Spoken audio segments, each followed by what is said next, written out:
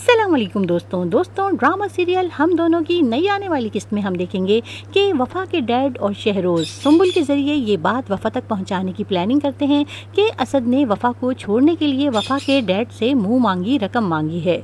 और शहरोज़ ये बात सुंबुल को बताता है कि असद ने वफ़ा को छोड़ने के लिए डैड से 20 करोड़ मांगे हैं।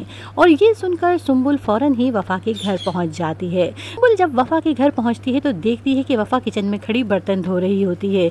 वफ़ा की ये हालत देखकर सुंबुल को बहुत ज़्यादा दुख होता है और वो बहुत दुख से वफ़ा की तरफ देखती है और वफ़ा से कहती है कि तुम बेकार में इन लोगों के लिए अपनी ज़िंदगी बर्बाद कर रही हो। इन लोगों की नज़रों में तुम्हारी कोई कदर नहीं है। ये लोग तुम्हें कुछ नहीं समझते। इससे पहले कि इन लोगों के असली चेहरे तुम्हारे सामने आए तुम इसी वक्त मेरे साथ चलो।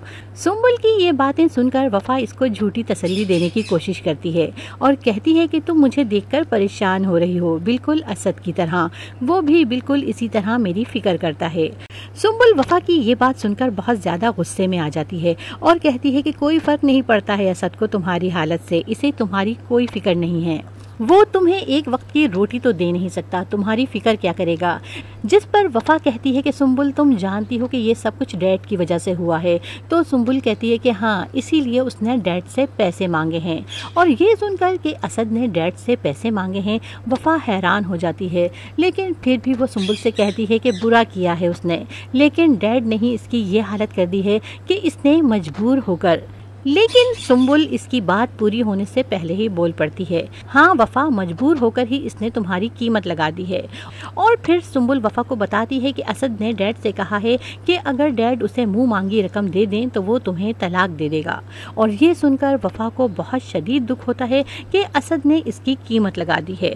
और वो उसी वक्त असद को छोड़कर अपने डैड के घर आ जाती है और बहुत ज़्यादा डिस्टर्ब होती है। वफ़ा के डैड वफ़ा को देखकर दिल ही दिल में बहुत खुश होते हैं, लेकिन फिर भी सुंबुल कहते हैं कि क्या किया है असद ने, वफ़ा बहुत डिस्टर्ब है। जिस पर सुंबुल कहती है कि जो होना था वो हो चुका है, अहम बात यह है कि वफ़ा वापस आ गई है। और वफ़ा के डैड अपनी प्लानिंग कामयाब होती देखकर दिल ही दिल में खुश हो जाते हैं।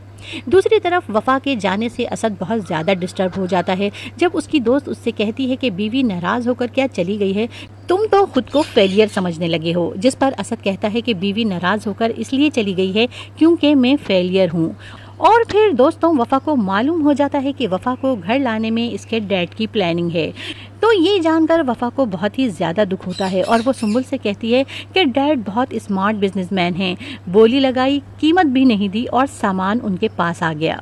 दोस्तों आपका क्या ख्याल है, क्या अपने डैड की हकीकत जानने के बाद वफ़ा डैड के पास ही रहेगी या वापस असद के पास चली जाएगी? अपनी राय का इजहार कमेंट बॉक्स में करना और वीडियो को लाइक करके चैनल को सब्सक्राइब करना मत भूलिएगा।